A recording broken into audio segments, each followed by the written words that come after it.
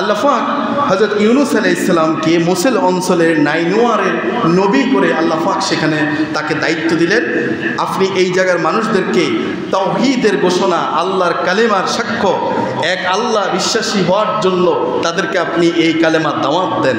তখন তিনি দাওয়াতি কাজ করতেছেন, কিন্তু বড়ই আশ্চর্যের বিষয় হচ্ছে সেই নাইনুয়ার অঞ্চলের মানুষগুলো হযরত ইউনূস আলাইহিস সালামের দাওয়াতে তেমন সাড়া দিচ্ছেন না, বরঞ্চ তারা তাকে কষ্ট দিচ্ছে, আঘাত দিচ্ছে, নানান কথা বলছে। এখনও যারা দ্বীনের কাজ করেন, এখনও যারা কোরআন হাদিসের দাওয়াত দেন, মানুষদেরকে দ্বীনের দাওয়াত দেন, অনেক সময় অনেক অঞ্চলের মানুষগুলো তাদেরকে বড্ড কষ্ট দেয়। কথা বলে ঠিক কিনা? তাদেরকে তিরস্কার করে, তাদেরকে নিয়ে নানান বিদ্রূপ কথাবার্তা বলে।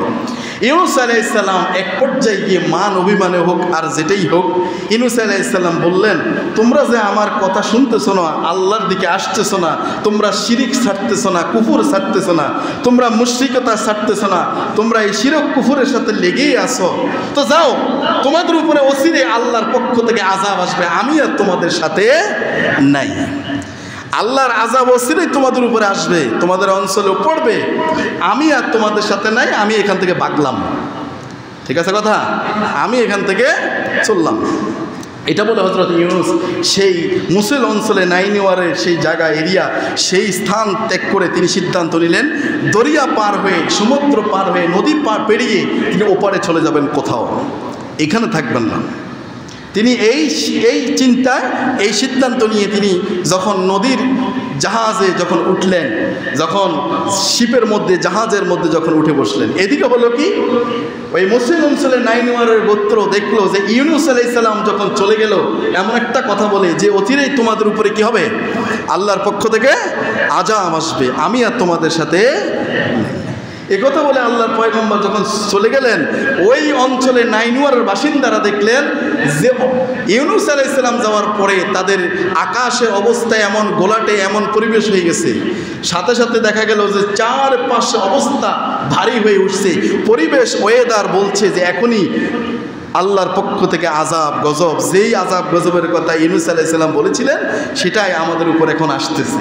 এটা তারা বুঝতে পেরে তারা তখন কান্নাকাটি শুরু করলো। তারা এক অভিনব পদ্ধতি গ্রহণ করলো।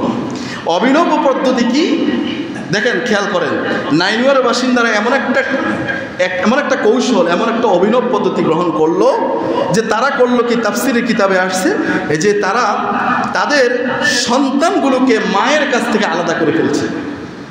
সন্তানগুলোকে মার কাছ থেকে কি আলাদা, মাগুলোকে, সব মাগুলোকে এক জায়গায়, সন্তানগুলোকে আরেক জায়গায়, গরুগুলোকে এক জায়গায় করলো, গরুর বাছুরগুলোকে আরেক জায়গায় করছে, ছাগলের বাচ্চাগুলোকে এক জায়গায়, ছাগলের যে মা আছে ওগুলোকে, মা ছাগলগুলোকে আরেক জায়গায়, পশু পাখির বাচ্চাগুলোকে এক জায়গায় রাখছে, পাখিগুলোর মা বাপগুলোকে আরেক জায়গায় রাখছে, তারপরে মুরগির ছানাগুলোকে এক জায়গায় রাখছে, মুরগির মাগুলোকে ছানা থেকে আলাদা করে আরেক জায়গায় রাখছে।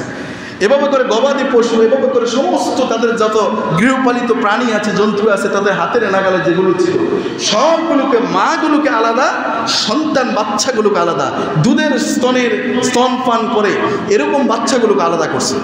ওরা যারা কুফর করতো, শিরক করতো, ওরা সবাই আলাদা হয়ে গেছে। একটা অভিনব পদ্ধতি তারা গ্রহণ করছে।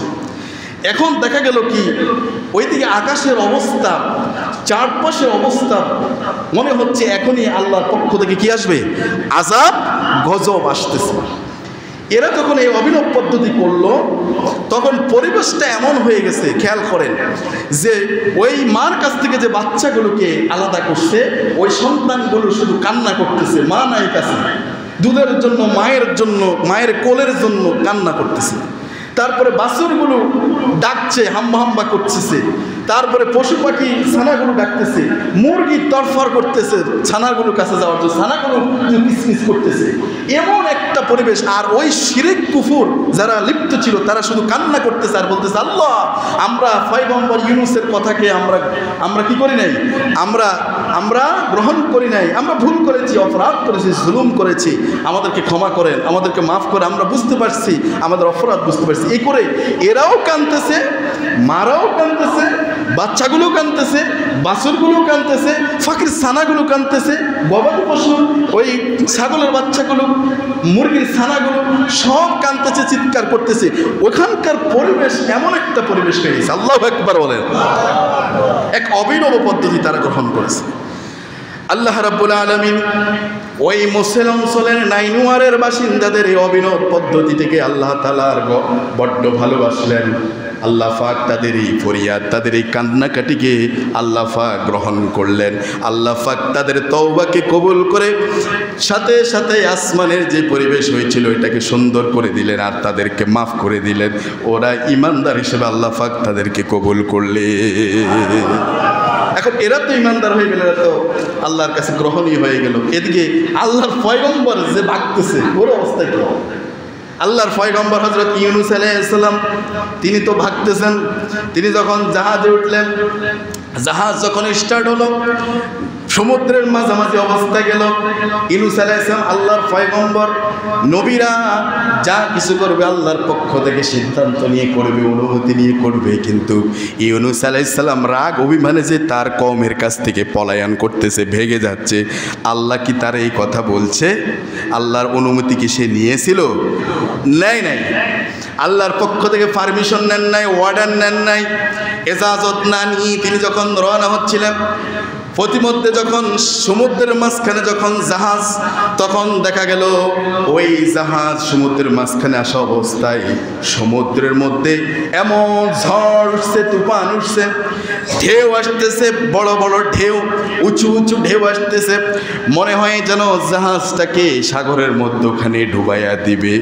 এমন অবস্থা যখন শুরু হয়েছে, চতুর্দিকের পরিবেশটা এমন হয়ে যাওয়ার পর ওই জাহাজে যারা যে কয়জন যাত্রী ছিল ওই যাত্রীরা বলা বলি করতেছে, আরে এমন অবস্থায় এমন জায়গায় আসছি, কোথাও পারে তো যাওয়া যাবে না, কি হবে উপায়? কয়েকজন মুরব্বী সেই লোকদের মধ্য থেকে বয়স্ক কিংবা ভালো বুঝ আছে তাদের মধ্যে কয়েকজন বলতেছে, আমাদের মন বলতেছে এই জাহাজের মধ্যে হয়তো কোনো এমন বালক, এমন গোলাম আছে যে এই গোলামটা তার মালিকের পারমিশন না নিয়ে, অর্ডার না নিয়ে, অনুমতি না নিয়ে এই জাহাজে উঠছে, কোথাও হয়তো যাচ্ছে, মালিকের অনুমতি না নেওয়ার কারণে আজকের পরিবেশটা এমন। এক কাজ করো, আমরা ওকে যদি জাহাজ থেকে সাগরে ফেলে দেই তাহলে বাকি আমরা সবাই বেঁচে যাব। আল্লাহু আকবার। এখন কেউ কেউ বলতে চাইছে, বুঝলাম আপনার কথা, হইতে পারে এরকম, তো এখানে আমরা এতজন লোক আছি, এর ভিতর কে সে লোক? কেউ কি নিজে স্বেচ্ছায় স্বীকার করবে? হ্যাঁ, স্বীকার করলে তো তারা সাগরে ছেড়ে দিবে। এখন করণীয় কি? বললো যে করণীয়, আসো আমরা লটারি দিব। কি দেবো? লটারি দেবো। সকলের নাম লিখে লটারি হবে। লটারির মধ্যে যার নাম আসবে বুঝবো যে এটাই সেটা। এখন সবার নাম লেখা হলো। লটারিতে একটা উঠানোর পরে দেখলো যে খুলে দেখে যে নাম হচ্ছে হযরত ইউনূস। ইউনূস নাম বা ইউনূসকে আমি, ইউনূস আলাইহিস সালাম আমি। না না না, এই মিয়া তো এই কাজ করতে পারে না, আল্লাহওয়ালা লোক, দরবেশ টাইপের লোক, হ্যাঁ, এই মিয়া এই কাজ করতে পারে না। না না, আমাদের লটারির মধ্যে কোনো ভুল আছে, দাও আবার দাও, আবার দাও, আবার দাও হলো। আবার যখন আরেকটা উঠানো, সেখানেও নাম আসলো কি ইউনূস। কয় ইউনূস না, আর না, এই লোক এই কাজ করতে পারে না, এই তো আল্লাহওয়ালা লোক, বুজুর্গ লোক, দাঁড়িয়ে দাঁড়িয়ে আছে, কি জুব্বা আছে, আছে না, এই কাজ করতে পারে না, মালিকের অনুমতি ছাড়া এই মিয়া এই কাজ করতে পারে না, এটা আমার মনে হয় তো কোথাও ভুল আছে, আবার দাও। হযরত ইউনূস বুঝতেছেন আসলে কাজটা তিনিই করছেন, তিনি তার রবের অনুমতি ব্যতী রেখেই এখানে জাহাজে উঠছেন। এবার তৃতীয়বার আবার লটারি যখন আসলো, আবার নাম দেখে যে ইউনূসের নাম। হযরত ইউনূস আলাইহিস সালাম বুঝতে পারলেন আসলে যে আমি আমার রবের অনুমতি ব্যতী রেখে জাহাজে উঠছি, আমি যে পালিয়ে যাচ্ছি আমার রব ধরা দিয়ে দিচ্ছেন। হযরত ইউনূস এবার বুঝতে পেরে তিনি আর দেরি না করে জাহাজ থেকে নিজেই নদীর মধ্যে দরিয়ায় ঝাঁপ দিলেন। আল্লাহু আকবার। হযরত ইউনূস আলাইহিস সালাম যখন এই নদীতে ঝাঁপ দিলেন, তখনই হযরত ইউনূসকে বড় এক তিমি মাছ এসে গিলে ফেলল। হযরত ইউনূসকে নিয়ে তিমি মাছ সমুদ্রের নিচে, তিনটা অন্ধকার। কয়টা অন্ধকার? একটা হচ্ছে রাতের অন্ধকার, আরেকটা হচ্ছে তিমি মাছের পেটের অন্ধকার, আরেকটা হচ্ছে সমুদ্রের অন্ধকার। তিন অন্ধকারের মধ্যে ইউনূস আলাইহিস সালাম হঠাৎ করে শুনতে পেলেন যে সেখানে ইউনূস আলাইহিস সালামের কানে আসতেছে কারা যেন আল্লাহর নামের তাসবিহ করে।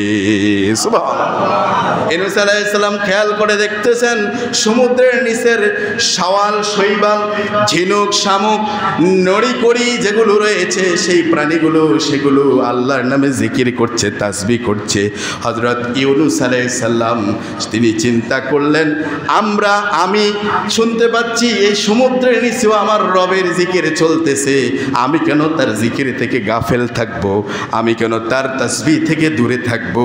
হযরত ইউনূস আলাইহিস সালামের নিজের ভুল, অপরাধ, জুলুমের কথা প্রকাশ করে দিয়ে তিনিও বলতে লাগলেন, লা ইলাহা ইল্লা আনতা সুবহানাকা ইন্নী কুনতু মিনাজ জালিমিন। সবাই পড়ুন, লা ইলাহা ইল্লা আনতা সুবহানাকা ইন্নী কুনতু মিনাজ জালিমিন। হযরত ইউনূস আলাইহিস সালাম যখন এভাবে করে আল্লাহর কাছে কান্নাকাটি বলা শুরু করলেন, আল্লাহ পাক হযরত ইউনূসকে ওই তিমি মাছকে অর্ডার করলেন, হযরত ইউনূসকে পাড়ে এসে দিয়ে রাখলো। আল্লাহ পাক ইউনূস আলাইহিস সালামকে তার সাহায্য দিয়ে হেফাজত করলেন। তাহলে এটা কার সাহায্য? এভাবে করে অনেক কথা আছে, আরো পরবর্তী 2টি আয়াত আছে, ইনশাআল্লাহ আমরা আগামী জুমায় শুনবো বলে ইনশাআল্লাহ।